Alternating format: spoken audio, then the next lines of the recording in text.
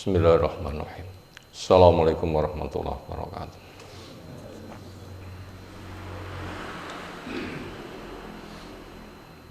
Alhamdulillahirabbil alamin. Walladzi arsala rasulahu bil huda wa dinil haqq liyudhhirahu 'ala dini kulli. Kafa billahi syahida. Wa asyhadu an la ilaha illallah wahdahu la syarikalah wa asyhadu anna Muhammadan abdi Muhammadin sallallahu alaihi wasallam. Syarrul umuri muhtasatuhha fa inna kulla muhtasatin bid'ah wa kulla bid'atin dhalalah wa kulla dhalalatin finnar. Ayol hadirun ikhwah fiddin akramana subhanahu wa ta'ala. Tema taklim pagi hari ini adalah salah satu tanda kiamat, harta melimpah. Satu pesan dari Nabi SAW isinya layak tiyanna alan nasi zaman. Demi Allah pasti akan datang kepada manusia suatu zaman, yatufu rajul fi bisadaqah minaz zahab. Seseorang keliling di hari itu membawa sedekah, bentuknya emas, tawarkan sana sini sana sini sana sini. Tsumma la yajidu ahadan ya'khudhuha. Kemudian dia tidak menjumpai seorang pun mau menerimanya. Minhu, dari sedekah orang tadi. Wa yura rajul, dan ada sebuah peristiwa yang bisa dilihat. Di waktu itu ada seorang laki-laki yattabi'uhu arba'una mra'atan, mengiringinya ada 40 perempuan, yaludna bihi, yang mereka mencari perlindungan dengannya. Arti mencari perlindungan di sini, seorang laki-laki ditawari oleh perempuan sampai 40 supaya menikahi mereka. Di tempat yang lain 50.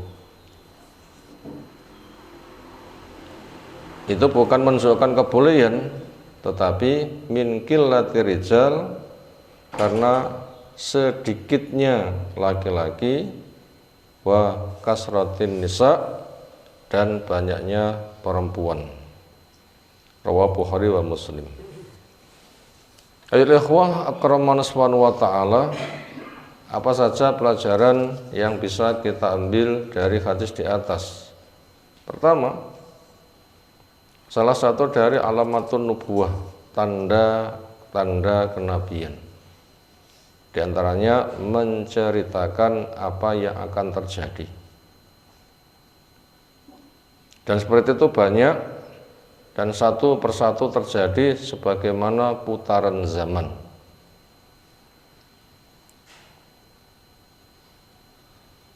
Akan terwujud semuanya. Yang kedua, tanda kiamat itu sangat banyak, ada yang sudah, sedang, dan akan, entah yang kecil maupun besar. Kemudian tanda kiamat yang disebutkan di hadis ini terjadinya kapan? Ada yang mengatakan di zaman Al-Mahdi. Kaum muslimin dipimpin menggunakan sistem kekhalifahan. Karena ada perputaran zaman, kondisi kepemimpinan, karakternya ada semisal kerasulan, Nabi kita masih hidup. Ada Khulafaur Rasyidin, sistem kekhalifahan yang diridhoi sudah berlalu.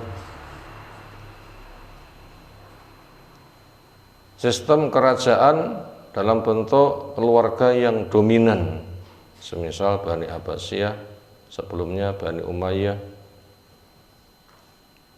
Juga ada sistem model diktator. Kaum muslimin lemah, nggak berkuasa, dikuasai oleh orang berbagai macam model. Kesimpulannya, kaum muslimin nggak punya peran, seolah tertindas, tapi tidak akan musnah. Kemudian akan datang lagi masa kekhalifahan, sistem yang dibimbingkan oleh Nabi, terwujud khalifah yang hebat, termasuk Al-Mahdi, salah satu yang disebutkan semasa dengan Nabi Isa alaihissalam. Berarti ini termasuk tanda kiamat besar yang nanti akan datang satu persatu secara cepat, yang nggak berapa lama nanti terjadinya kiamat. Yang kedua berkaitan tentang tanda kiamat. Lalu pelajaran yang ketiga,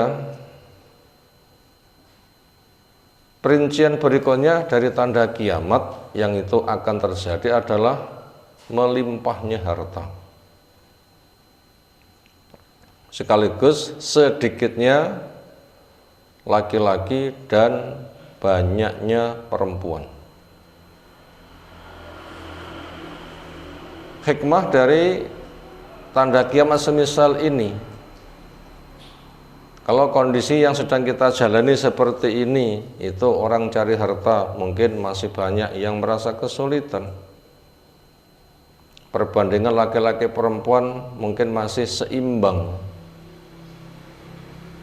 Yang beberapa kondisi sering laki-laki mencari perempuan itu agak kesulitan.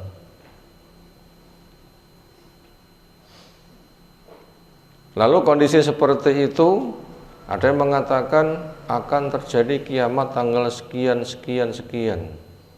Maka langsung saja bisa dibantah, itu pasti pembohong.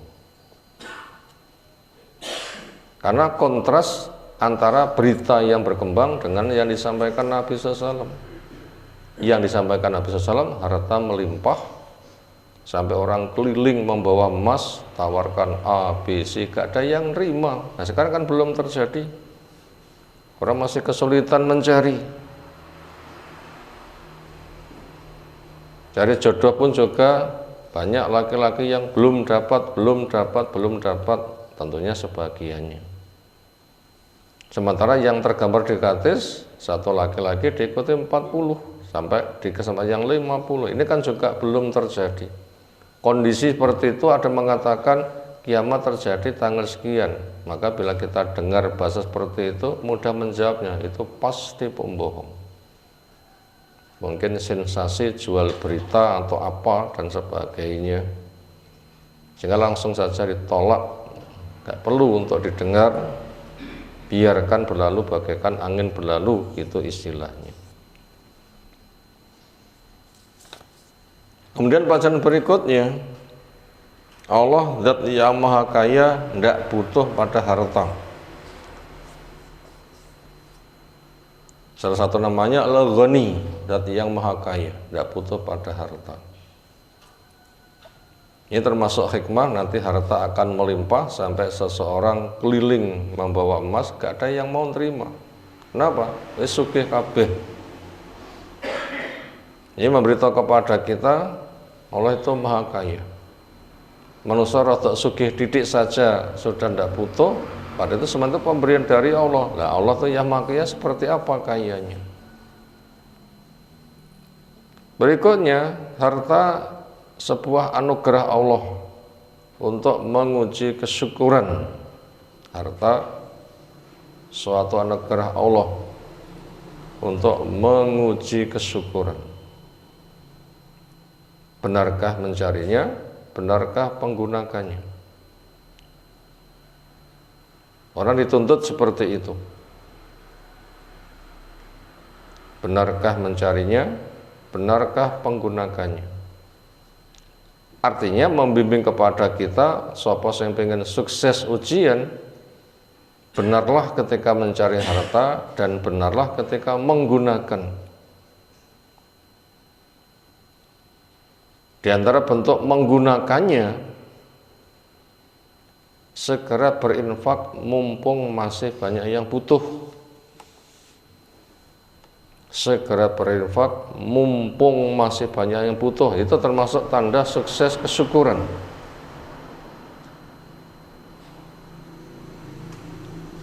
Lalu bacaan berikutnya, sebaik-baik sedekah adalah dikala miskin sementara dia sedang butuh-butuhnya. Masih miskin, masih butuh, mungkin cari masih agak sulit, sementara gambaran ambisinya ingin ini itu belum keturutan. Pada kondisi seperti itu ternyata dia tuh kok memperbanyak sedekah. Sedekah model kayak begitu, ini pahalanya paling besar. Tentunya ini supaya selalu disiapkan. Mumpung sedekah maslahatnya besar. Sebab akan datang sebuah masa nggak ada gunanya sedekah. Tawarkan sana sini tidak butuh. Makanya kita termasuk berada pada masa yang mendukung untuk Allah berikan keberuntungan, dibutuhkan harta, fadilahnya besar. Makanya supaya menggerakkan senang sedekah,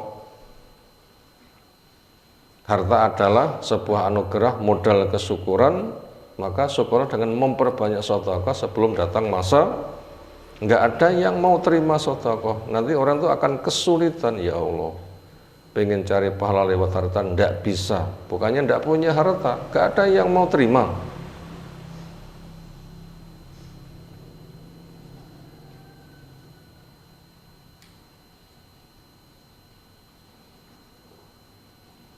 Berikutnya adalah akan datang sebuah masa harta melimpah, semua orang menjadi kaya.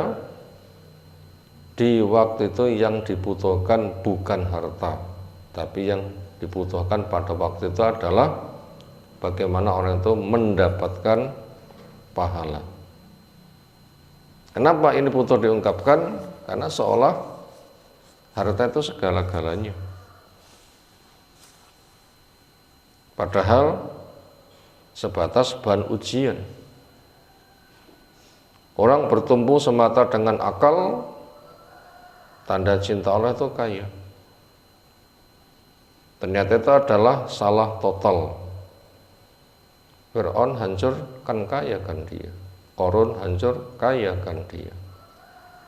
Lebih kaya lagi kondisi akhir zaman, sampai sedekah gak diterima, kaya kan. Tapi mereka mengalami susah. Kenapa? Gak ada yang nerima. Ini menunjukkan harta bukan segala-galanya, tapi merupakan media ujian.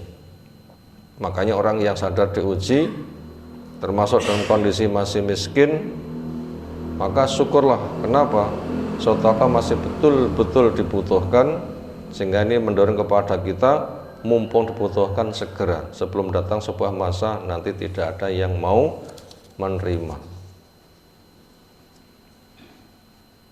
Demikian beberapa pelajaran yang tersampaikan. Subhanakallahumma bihamdika, asyhadu an la ilaha illa anta, astaghfiruka wa atubu ilaik. Assalamualaikum warahmatullahi wabarakatuh.